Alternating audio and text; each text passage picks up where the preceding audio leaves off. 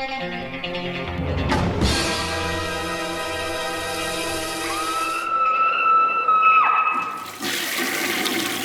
guys, what's up? It is week 61. I have some reviews for you, of course, and a big update. But first, I want to start this out with talking about the Slaughterhouse Slumber Party Kickstarter. It's going to be made by director Dustin Mills.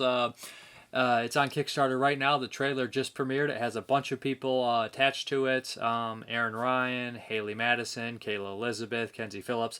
A lot of people that you'd recognize if you're familiar with Dustin's work or other people's work in the independent horror scene around Ohio. So if you like what you see, go ahead and donate to the Kickstarter. If you like Dustin's movies and whatnot, yeah, the link will be below, so check it out. I want to start this one out a little bit different. Instead of starting it out with, I usually save these for the end, but I'm starting it right off the bat with the Weekly Western.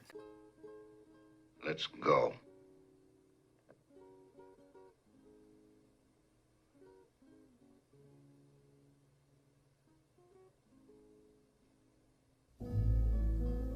Why not? Fill your hand, you son of a bitch! Say when.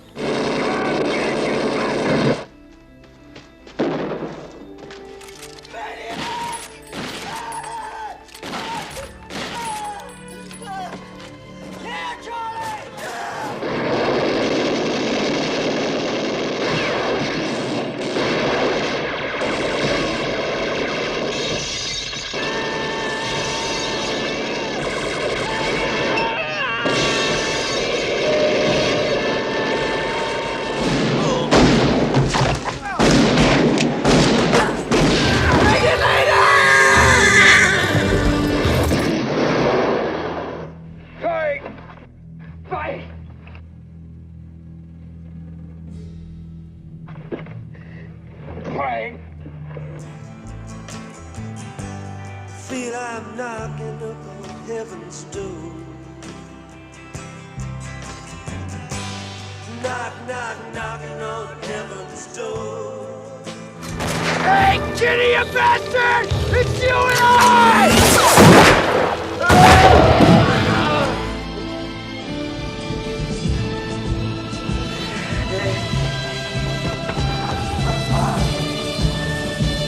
I don't deserve this. Or I should really say Weekly Westerns, because it is the complete Sartana. This is 5 Sartana films, the only official ones in the series.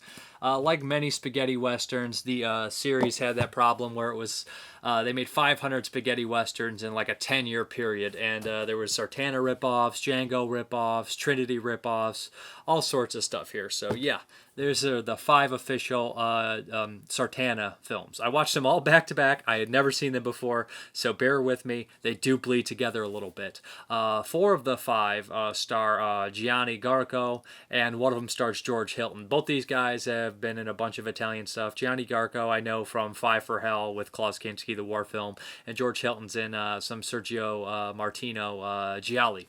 So the first one, I must admit, I put the first Sartana in and I was like, okay, we're going to see something pretty cool. And it was solid, it was fine, but it was a little, it let me down a little bit. But what it did is it set this character, and it made me kind of be used to the character of Sartana. And that was a major help for the rest of the series. But the first one, to me, is so convoluted in that everybody is just backstabbing everybody. That's how they all are. They're all deceitful. It'd be more of a surprise if somebody was actually on the level. This one, it has some familiar faces. Again, it has the guy, the Mexican, one of the Mexican guys in from the Ringo movies, Pistol for Ringo and Return of Ringo. He pops up in this one as one of the villains. But this one just really fell kind of flat for me. It was solid. Like I said, it was well made. I like Gianni Garco. I like the character of Sartana. But it just felt just so typical and just very convoluted for what it was. But it did have Klaus Kinski and William Berger in it. Klaus is a little wasted, but he's fun. William Berger plays a decent character. All the movies about gold and gambling and getting the best of people, and Gianni Garco is pretty much Sartana. That's what he's all about, and he's really good at it. I love the character. Well, I like the character in this one. I don't love him until later, and I thought it was a satisfying movie, but not perfect. And you learn a lot on this disc. It has a commentary by a German fellow who loves these movies, and he talks about the history of the Sartana films. And what's interesting is he talks about how there was a movie with a character called Sartana played by Gianni Garco before this, but it's a completely different character and it's not part of this series. He plays like a villain, which is kind of unique that it kind of, they took that title and they took the actor who played that character and they made a whole series out of it. So that was interesting as well. And I believe there's an interview with the director on here too, who's like in his 90s, and it's pretty interesting stuff. He's still out there trying to make movies. The sequel, let me go through the titles on all these because they all kind of go together, to be honest. The first one is If You Meet Sartana, Pray for Your Death. The second one is I Am Sartana, Your Angel of Death. I'm sorry, it's just so hard to remember. Sartana's here, trade your pistol for a coffin. Have a good funeral, my friend, Sartana will pay. And light the fuse, Sartana is coming. So the second one, I thought this one was a vast improvement on the first one in every aspect. Gianni Garco is back again. And this one, it opens up with a bank robbery, which I loved. And Sartana's set up to be this, as he's like part of a bank heist, which he actually didn't do. And so all these weird kind of assassins, there's a $10,000 bounty on his head, they go after him. One's Klaus Kinski. This is one of my favorite Klaus Kinski roles I've ever seen. This whole series reuses the same actors as different characters throughout. Except Sartana is always the same character. But Klaus Kinski in this movie, he has a gambling problem. He can't stop gambling. And his interactions with Sartana, his interactions with other people are wonderful. He's kind of like soft-spoken and almost really eccentric in almost a flamboyant way. And he's just one of the best bad guys in the movie. And he's just really fun to be around. Frank Wolf's also in this one, which gives Sartana the first time he had a partner in the series. And I like Frank Wolf. He pops up in A Great Silence and, some other giallo as well. And he had an untimely end, as I learned through the commentary, that he committed suicide shortly after these movies, like a few years in the early 70s. So that's always like I said, these things are loaded with features on top of that, commentaries and historians talking about it. So I enjoyed hearing that. But this one I thought was just a lot more fun. I love the bank robbery angle in the beginning and how it plays with everything. And what's fun is the Sartana character in all these movies. He's always like not overconfident. He is confident and he always gets the best of the bad guys for the most part, but he's always trying new things and trying traps and stuff, and they don't always work in the movies, so that's always nice to see. And he's kind of like, is that going to work? And his facial expressions are really fun about it. And I like that he has these signature things, like his gun is a very unique gun throughout the whole movies, his little gun. He also uses knives at times. And of course, the cards. He uses cards and tricks and magic and whatnot. But it's never supernatural. It's always kind of just like sleight of hand and whatnot, and him just outsmarting the bad guys. He's a very interesting character type, and he dresses fancy and stuff, and it's kind of like to set him apart from the other kind of characters like Django and Ringo and, the Good, Bad, and Ugly guys that were around at the time. But this one I said is a vast improvement on all of them. The twists and turns are better and whatnot, and the ending's more satisfying. It's easier to follow. It's just a better movie. The third one actually is the one with George Hilton in there. And it was a little bit strange to see George Hilton in the very beginning, how it switched from Gianni Garco in the middle of a series, mind you. So I was like, okay, this is a bit strange. But after a while, I got used to him. He's not as playful with his facial expressions, or just playful in general as Garco, but he's still solid and he works pretty well. And I like this one because he has like an equal to him. There's this guy called Sabbath that comes into town, or Sabata, if you watch the Italian version, but he comes into town and he's all in white and Garco's dressed in dark, and they're all working to be hired to protect this stagecoach, to protect the gold. But of course the gold's not even in there because there's all these double crossings and whatnot, and of course it all comes together at the end, and it's fun, it's well made. I enjoy this one. The fourth one, it follows, I can't even remember the fourth one is. I'm going to take a peek at my notes here. The fourth one is... Oh, this one's a little bit unique. Sartana is hired. He's basically witnesses this murder. Sorry, they bleed together because I watched them back to back. But he witnesses this murder of this friend of his. So he goes into town, and it's over this property. And this is basically a big property dispute. And this one's fun because you see Sartana play both sides, play a bunch of sides here, and kind of do a lot of switching around and have this deed and whatnot. And this one is pretty fun as well. Like I said, they're all pretty fun. And I can't remember if this. I believe this is the one where they hire these four brothers that come after him, and this is the one with the Asian influence where the East meets the West in here, and I like seeing that. But they hire these four brothers that come in, and they're played by the infamous stunt doubles who were in Zombie. There's like a brother of 7 brothers, and they always played an Italian stuntmen, but there's 4 of them in this one, and that's a great scene. That's really fun. and you know, that whole action sequence is great. In these movies, Sartana probably kills like 50 people a movie. There's never blood. There's barely ever blood, and whatnot. So you get that. And the last Sartana movie, Like the Fuse, is nice because it opens up in a prison, and I didn't see that coming here. So it's part kind of like a prison movie. And Sartana kind of tricks these three people that are after the gold. They're all very similar movies. This one does have a really great chase scene on a wagon, though, which I appreciated. And it also has a nice scene in the mine. And it also has a really funny scene involving this little like mechanical robot that he constantly plays with here. And these movies are very clever in how things unfold. The character, I would say, is super clever. Garko, or Sartana, is just one of the most clever kind of guys, and he survives on his wits and his speed. But these are fun. They have a lot of features on. Like I said, Ernesto Godaldi is interviewed on here. He's a writer of a couple of these. The actors are interviewed. There's stuff with Gianni Garco and George Hilton on here. Some are archival, some aren't. So these things are loaded. There's commentaries on, I believe, 3 of them: the first, second, and third, and maybe fourth, maybe, or it's the first, second. There's like 3 or 4 commentaries on the whole series. There's a nice booklet. It's a nice to see all these movies together. I wish that a lot of the spaghetti western series would get this nice treatment where they're all together. I know that the Trinity films aren't all out yet, I don't think, and My Name Is Nobody doesn't have a sequel. It's not released here on Blu-ray. But yeah, it's a really cool set from Arrow, and I don't know anybody else that would have taken the appreciation to do that and track down all 5 of these and whatnot. So it's a cool set. If you like spaghetti westerns, these are all good to great, or not great, good to better, very good, I would say. I would say the first one's good, and the rest are all very good. They're very fun. They do bleed together. They're not the most memorable movies on earth, but they have a good score, well acted by the lead, and I think that if you saw these over time, they would stay with you more instead of one big chunk. But what I saw, I did enjoy them. They're the Sartana collection, so check it out.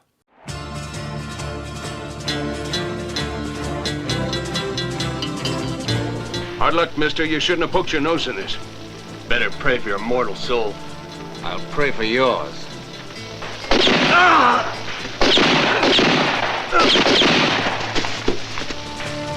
If I tell you, promise to let me go.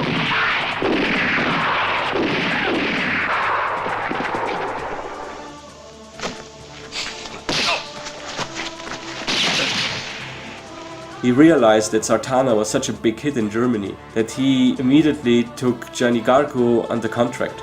The use of the cloak and a draped over the shoulders that was not dissimilar to Christopher Lee's Dracula cloak in the Hammer films. Not dissimilar at all.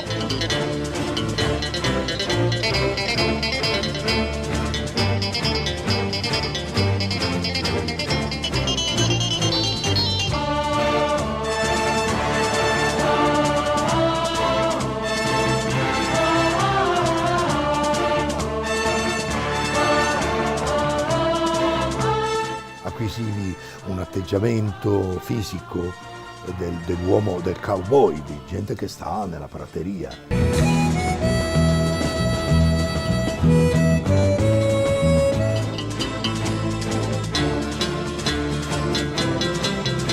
Where do you think you're going? Can't you read?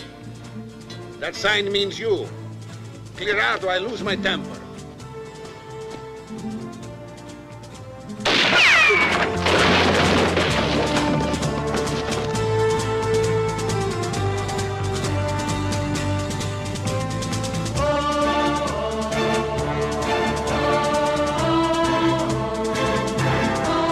I'm at it.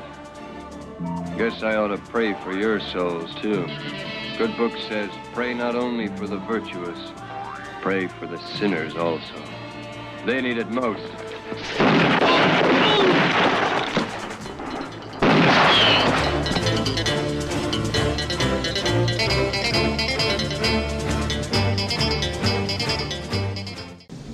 Deserves got nothing to do with it.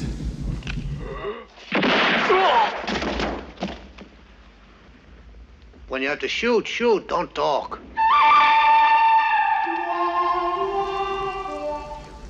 Okay, guys, the next one I have to review for you is called Head by John Bristol. This is a strange movie. I only have a screener copy, so I can't show you anything, but this is a weird movie. This is a slasher movie, but it's all a puppet movie, but it has a horror host on top of that. It's very short. It is like runs in at about an hour and a couple minutes here. But with that, it's introduced by a horror host. and they basically do a zombie short, and then they get into the main feature. This is weird because when you have all puppet cast, you think Meet the Feebles or maybe Puppet Monster Massacre, and something like Puppet Monster Massacre uses green screen, so the size matches the puppets and everything kind of fits into this weird world. And I remember when the first time I saw Puppet Monster, I was like, I don't know how I feel about the green screen. But then when you watch stuff like Meet the Feebles, it makes sense that the puppets are actually in a regular world because some of the puppets are a human size, so they would use human utensils. This one is strange because the puppets are a little bit smaller, but they drive cars. They use all the same equipment that everyone else uses. So it's just strange. You'll see a car driving or an angle of a car pulling up, and then these little puppets will get out. It's a little strange. But saying that, it basically follows your typical slasher movie in the beginning. There's nudity, of course, and it's called Head because the killer hacks off heads. And after about 15 minutes, I started to get into it, and I started to get into the groove. And I realized that it has some really like kind of sophomoric humor, but the characters are sophomoric, and it's funny, and it has some gore, and it has some silly moments. Some of the character things at the end are a little silly. Why do people do this? Why did they do that? And whatnot. But all in all, it's kind of a fun little movie. I think that the tacked on host in the beginning and the zombie story, which is fun, but they're obviously added on like just to kind of pad the time and make this a feature or not necessarily such a short. Because without that, it's probably running in about 55 minutes or something like that, 50 minutes. But I think that people will enjoy this one. There's plenty of kills in the movie with the puppets, and I appreciate that they actually went out and made a puppet horror movie. And at times, I like the plot and I like the reveal. And although it does seem a little strange at the end, you don't know 100% exactly how things unfold, to be honest. And I do think that they have do that point where they get all the characters are still alive, and then they all just kind of go really quick back to back to back. And you're kind of like, well, I know it's good to, make these characters full characters, but at the same time, I don't want to see them all get wiped out so quickly back to back when you could have padded in, more pace your kills a little bit better.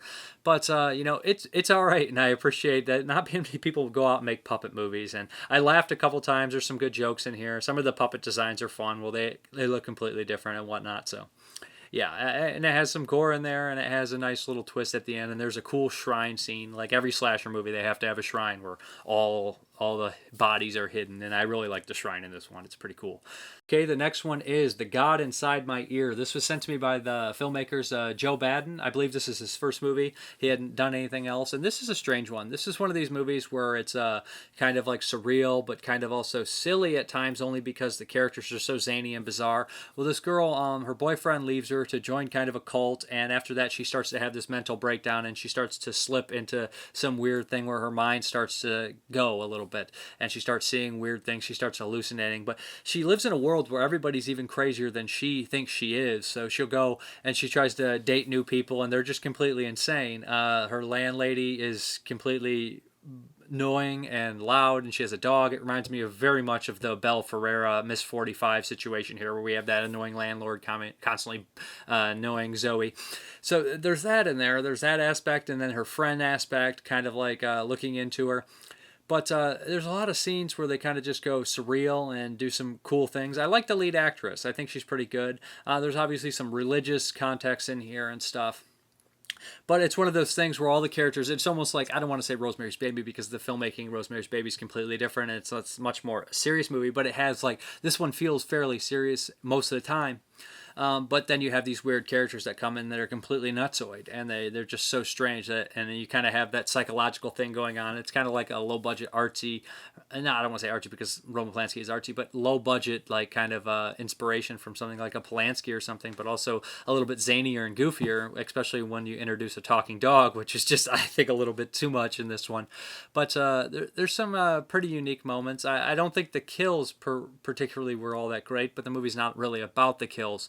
And the twist in this movie, the twist actually done, it's one of these deals where I'm watching and I'm like, I don't follow how we got there 100%, but I feel that if I watched this again and paid super close attention, well, knowing the ending and knowing what's happening here, I would know if the movie is good or bad, if that makes any sense to anyone, because I didn't catch some things, which was the reveal of the ending. I thought some things, but I didn't catch everything, and I'm kind of seeing like, I feel like I'm missing a point, or they missed something major in the movie, and I doubt it's the latter. So I really would like to check this one out again and watch it again, knowing the ending.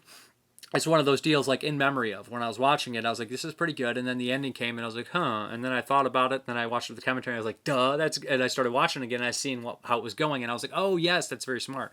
But and this one's the same kind of way, I think. But I don't really particularly like the ending as it stands right now in my head. I'm just thinking, I feel like I've seen that before. But then again, I do like this, the psychological horror movies where people, you don't know if they're going crazy or not. It's kind of that deal. Not necessarily like what's that one, Darling, because that one's a little bit darker and a little less colorful, obviously, because it's black and white. But I think this one might be interesting, and I would definitely check out the director's other work. But I'm not 100% sure how I feel on it. I do like the lead, and I do like kind of how they did this a lot in like a couple locations. So apartment takes, So I think it's a fairly well made debut independent feature. That's The God Inside My Ear.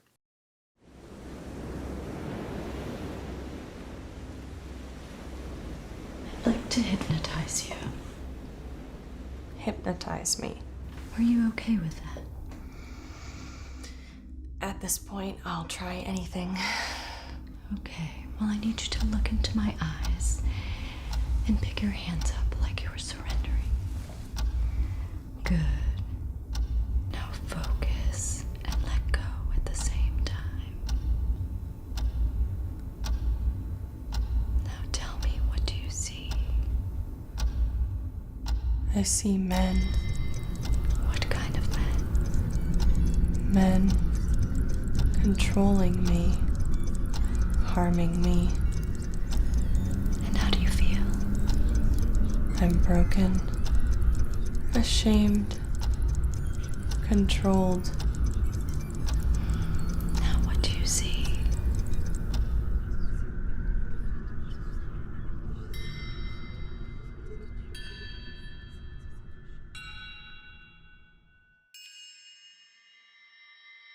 We're coming for you. We're coming.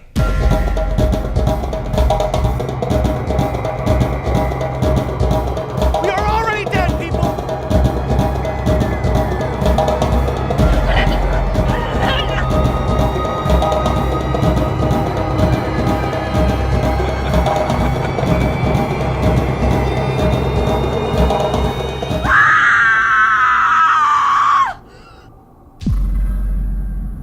What do you see? God. I see God.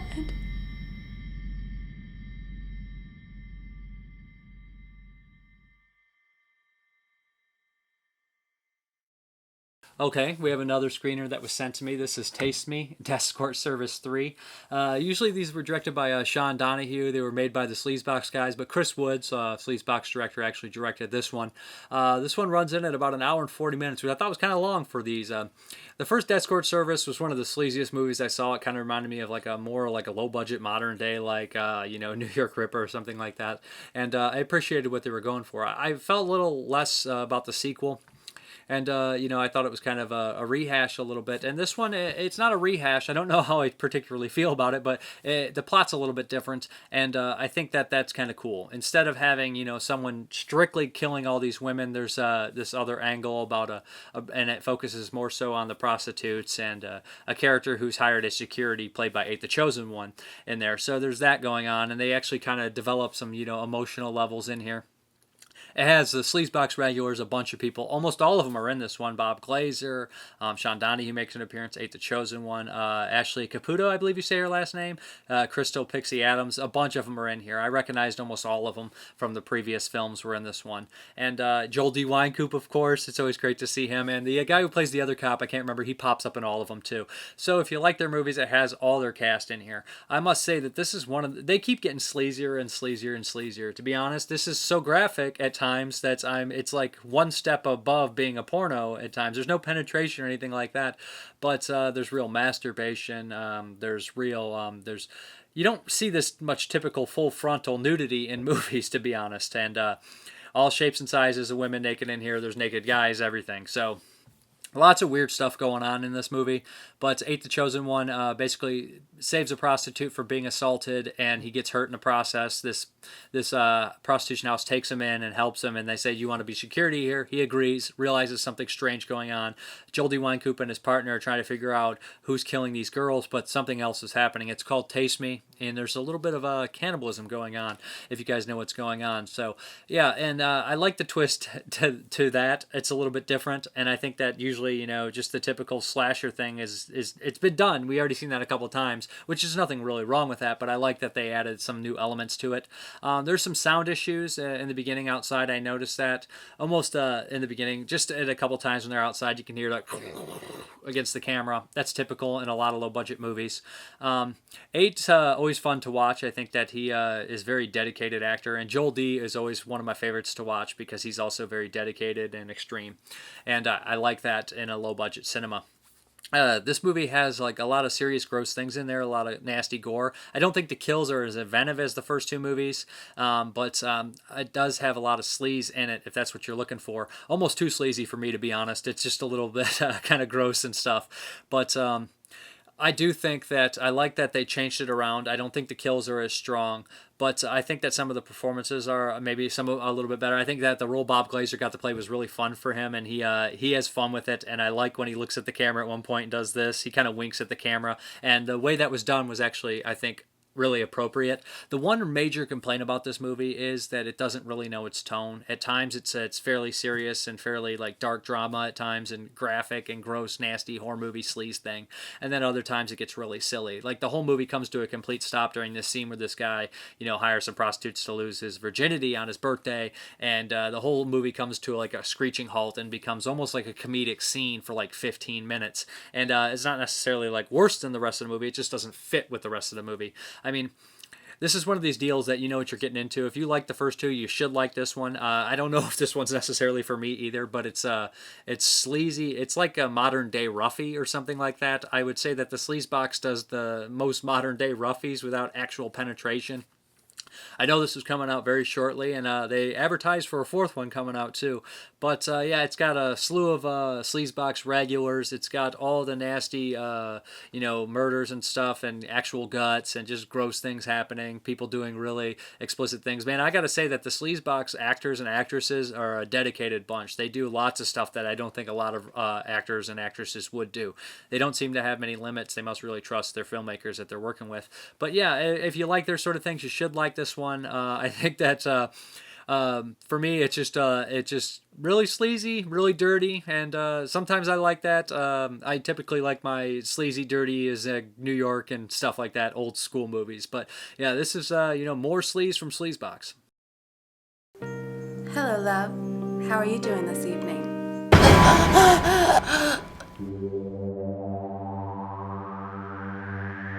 I want you to do whatever you gotta do so we can bring this motherfucker to justice. I'll get this fucking bastard. I promise.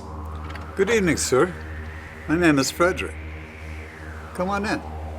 I'm checking out a missing persons report. Some wacko is targeting girls from here, and I need to find her before the killer does. Don't you understand? There's a killer on the loose. You don't need to protect him. That's what I'm here for.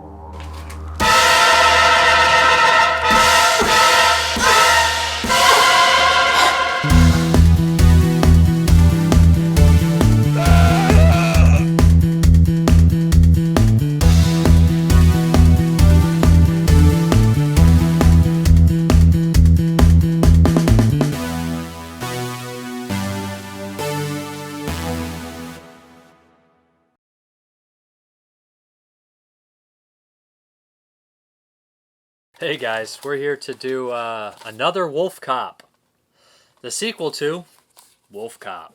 I didn't really care for the first WolfCop, I'm going to be honest. Like when I watched that, I just felt a little disappointed, but I knew that the sequel was going to be better. We had talked about it on the podcast, the Shut Up Brandon podcast. We were like, oh, I think the sequel will be better. They can make an improvement, and that's exactly what they did. It's almost like they listened to everything that everybody had negative to say about it, and it went out and improved it.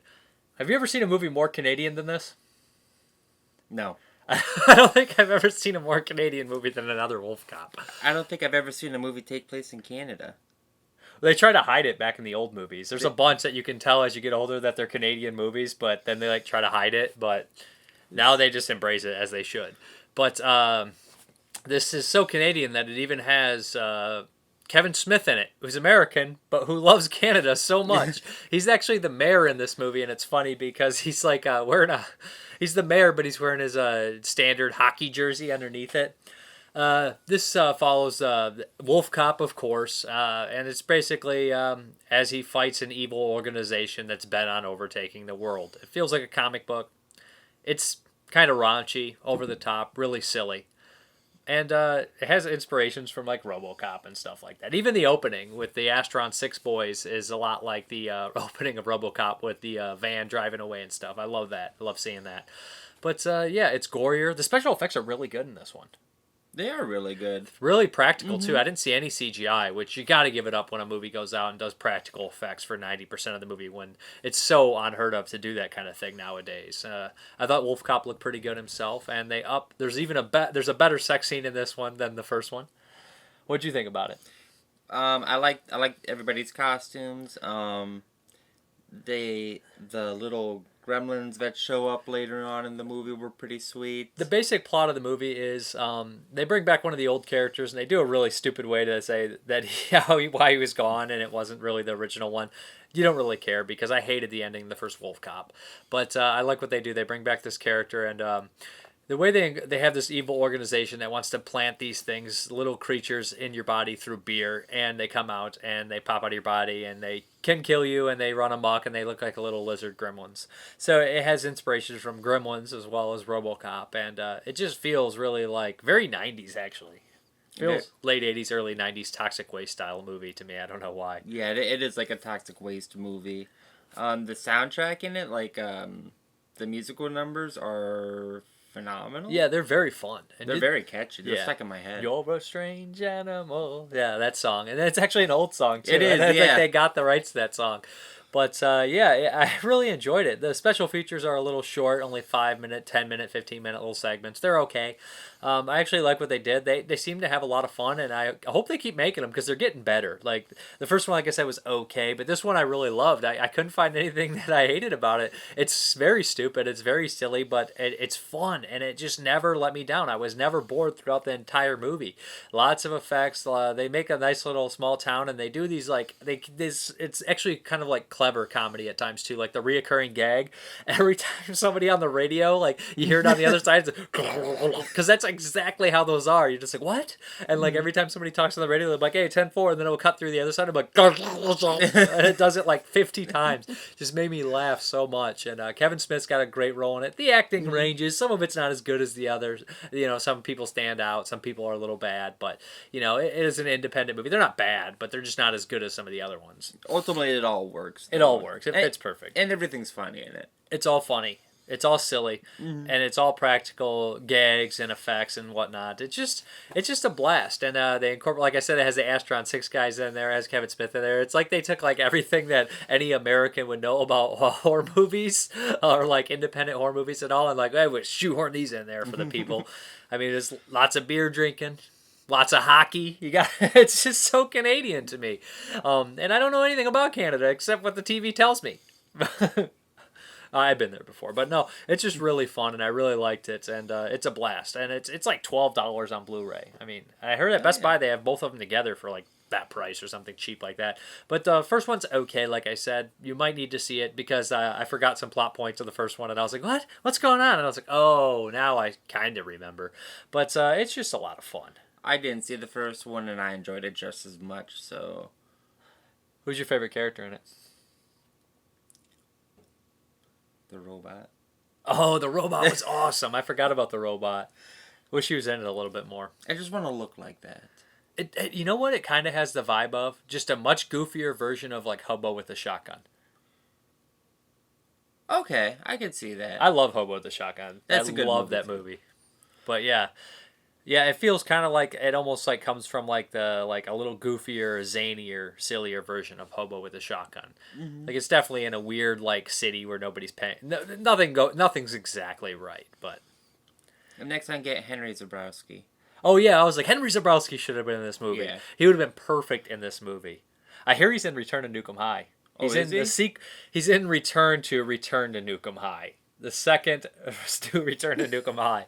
But there's so many people in it. Like, that movie's been coming out for the last 10 years. Like, I was like, I'm excited, no longer excited. Excited, no longer excited. But I'll be happy to see that one. But another WolfCop. I think it's really fun. Mm-hmm. What the hell is that sound? WolfCop. WolfCop. WolfCop. Yeah, there's a new cop in the streets. Lou, you're a wolf. Cop. Different dead bodies in my duffel bag. Slice your face, rip the head off your body. Slam a cold boom, pump your body with the shotty. Don't bother trying to hide, cause there's nowhere you can run from the wolf cop. You promised me you would stay locked up. Where's your card? To try to hide from the wolf cop. I want its hairy head on my mantle. Oh, damn. Mr. Wolfie got a plan. Forget Frankenstein. Bring it on, beast man. That fool moves. There's no turning back.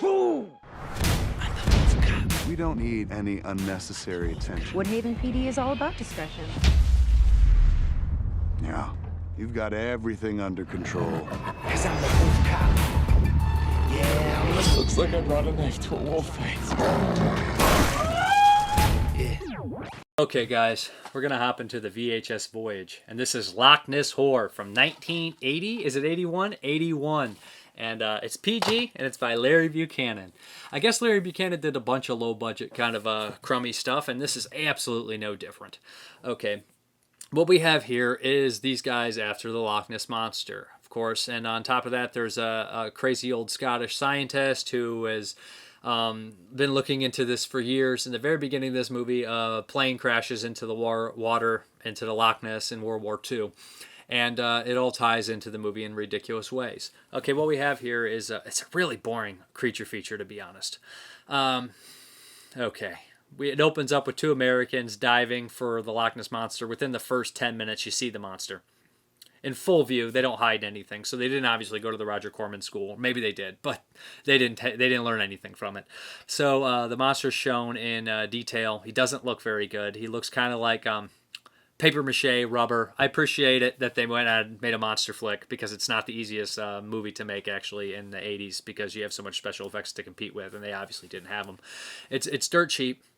One of the characters dies, and this is where the problem is. He goes back and he says, "Guy," to the other guy, "We found the monster. It doesn't matter. Who cares? What happened to so-and-so? Who gives a shit?" Basically, he basically states he's acting completely weird. He doesn't care about his dead friend. He has an egg. They didn't show the egg, and basically this is what happens here. The movie is so ridiculous and so boring at most of the time. There's a whole camp element here where these kids are camping in the woods, and they make them the most unlikable kids. This pair of kids, the most unlikable, despicable people ever.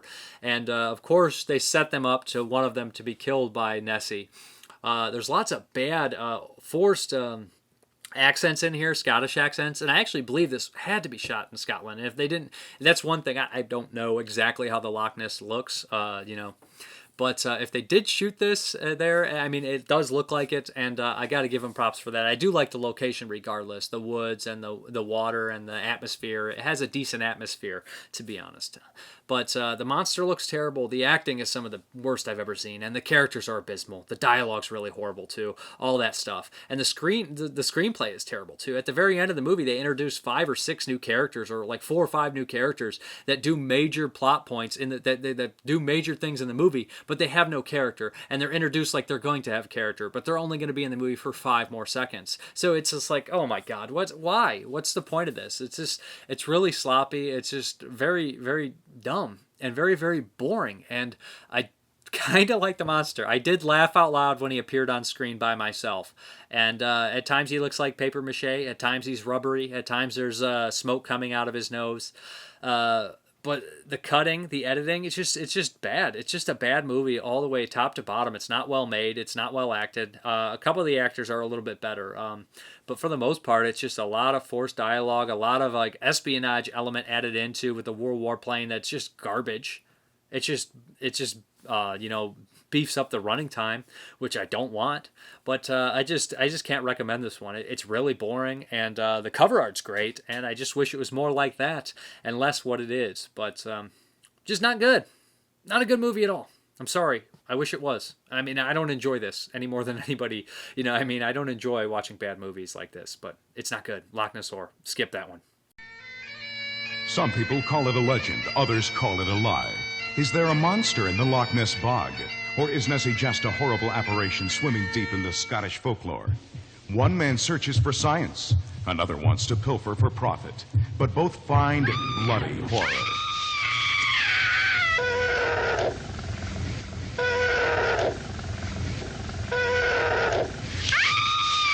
The beastie gets mad when the hunters get nosy. And any fool knows you don't want to make a monster mad. The Loch Ness Horror.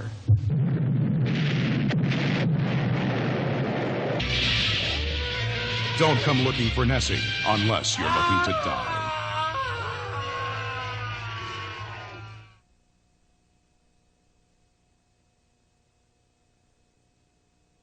Okay, the pick a movie this week was Tetsuo, the Iron Man. This is the Tartan DVD. I think there is a Blu-ray overseas, but it is out of print. You know what? I've never seen Tetsuo. I know it's cyberpunk. It's inspired so many things, and I believe this stuff was kind of inspired by like David Cronenberg, and before that I was told like novels and stuff. But this is a super strange movie, black and white, experimental, dirty, gritty.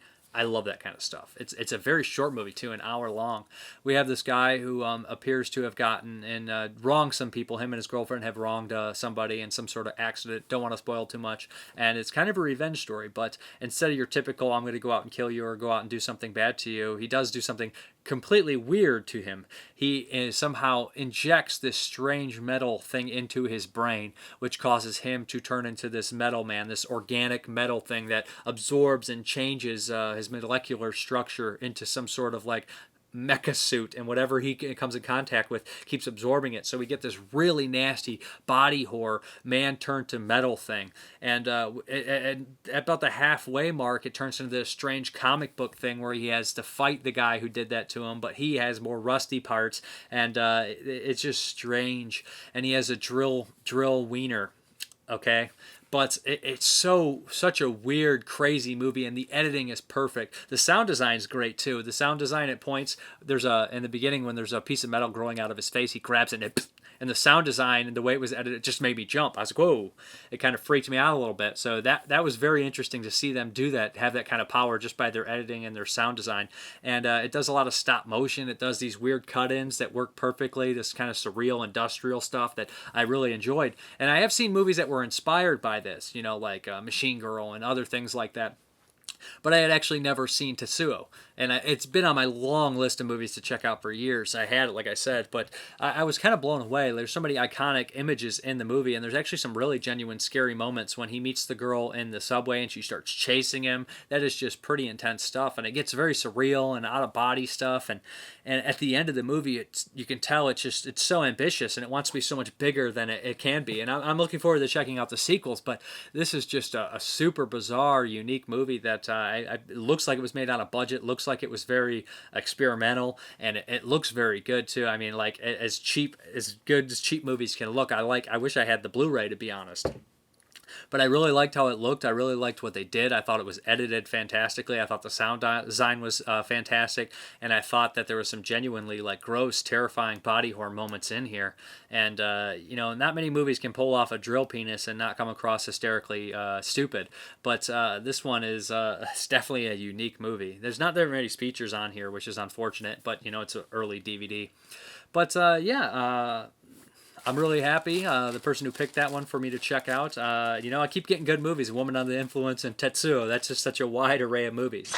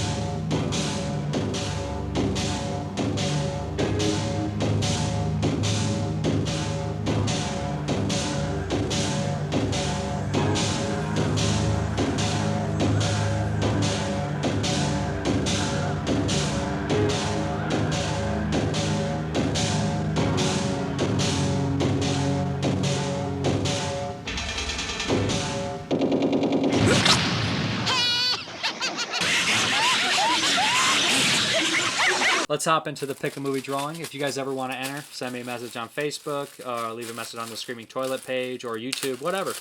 But your name stays in the baggie until you're drawn. Last week was Timothy Haynes, and I'm sure he wants me to do Beyond the Valley of the Dolls, but I'm not 100%. So, who's going to come out this time? We got John Bludgeon. I just put him in. Talk about luck, right?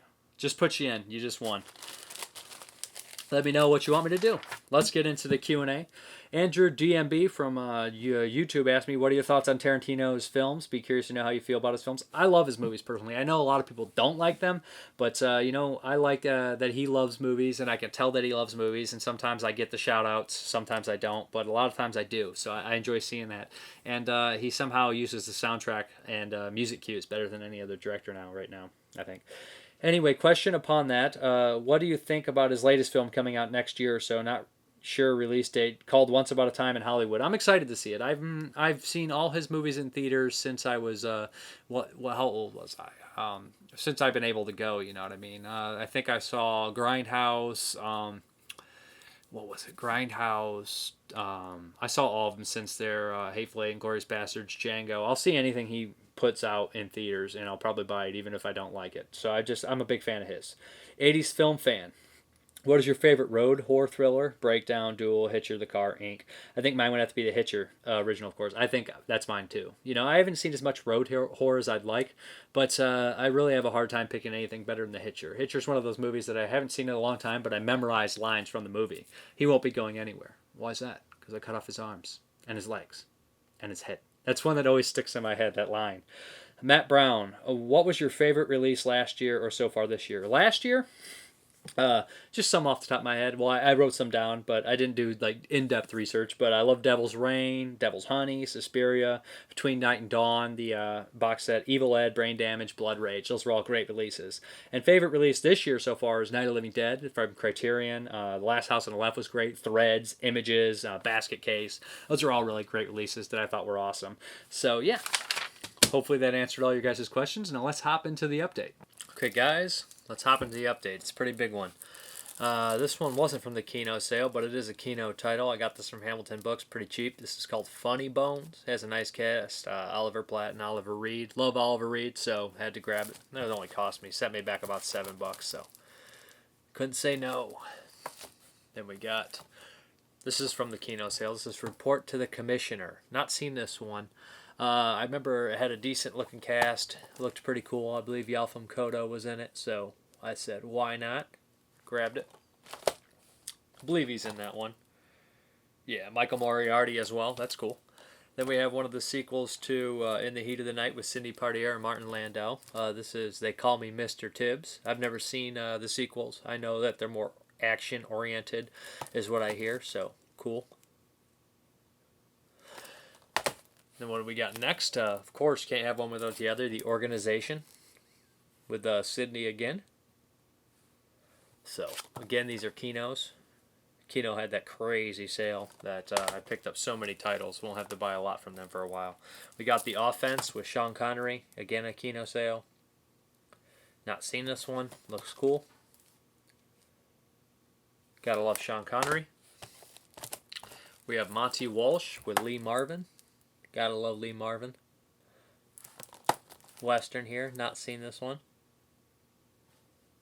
It's pretty cool. Kino again. Then we have The Island of Dr. Moreau, which the 77 one with Burt Lancaster and Michael York. I have seen this. It's been a while. I kind of like this one. It's definitely better than the 90s one. I'll tell you that much. Then we have The Hornet's Nest with Rock Hudson. Not seen this. I believe it's in the 70s action movie, war movie. So, yeah. I'll pretty much buy any horror or like action sci-fi that Kino puts out in general. War, Western. They always put out cool stuff. Then we have Fuzz with Burt Reynolds. Not seen this. But I think I have all their Burt Reynolds movies now at this point that they put out on Blu-ray. I think they did White Lightning, Gator, Malone as well. And 100 Rifles. We have this one, Across 110th Street with Anthony Quinn and Yalfam Kodo. So, yep. So, yeah, I had to double check he was in Report to Commissioner because I knew he was in one of those. But I guess he's in both of them. That's pretty cool. Then we got 52 Pickup. This is a John Frankenheimer movie with Roy Scheider. So, looked pretty good by the commercial. I think it was on the Malone disc. Looked like it was a nice little thriller. Then we got One Good Cop. I picked this up from Bull Moose. It was a Kino. Good sale, like $12, $13. Michael Keaton. Not seen this one. But man, it looks so familiar. Maybe I caught parts of it. Then we have Firebirds. This one was, again, good price. Tommy Lee Jones and Nicolas Cage. So, yep.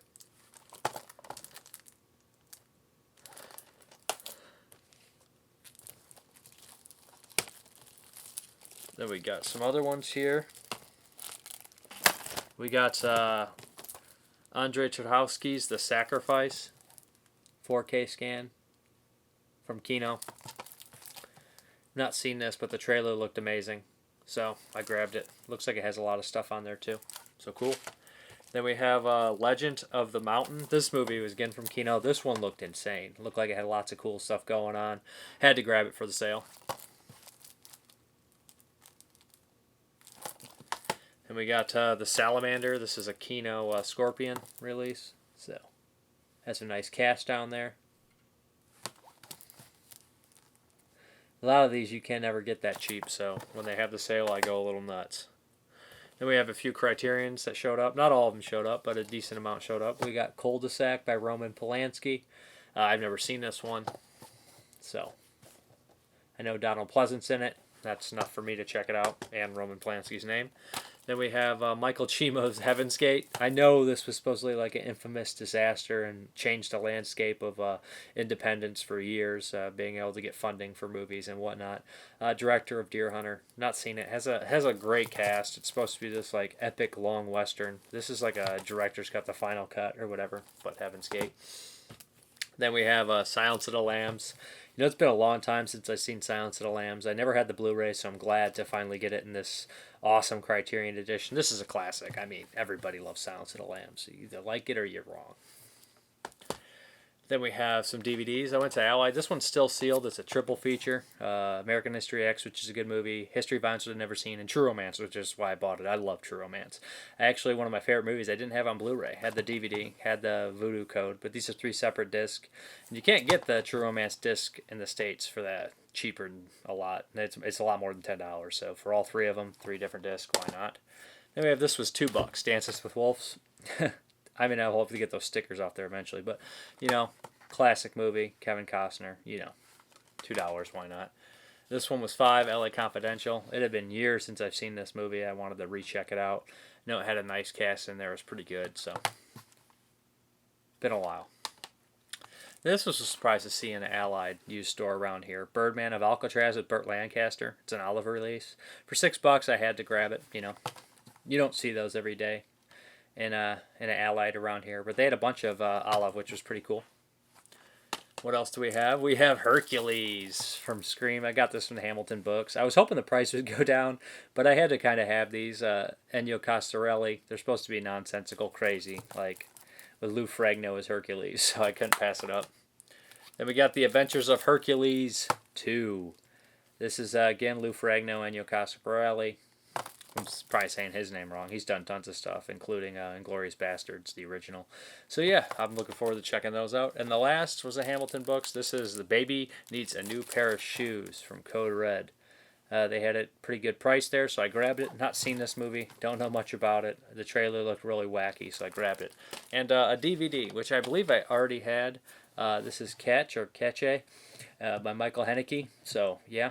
I already had this one, but it was $3, and I couldn't remember if it was rare or not, so I grabbed it for that price. And it looks like it's actually still sealed for the most part, just the shrink wrap off it. So, you know, for $3, I was willing to gamble. But let's hop back to the video, guys. Thank you very much, guys, for watching, and as always, you guys have a good one.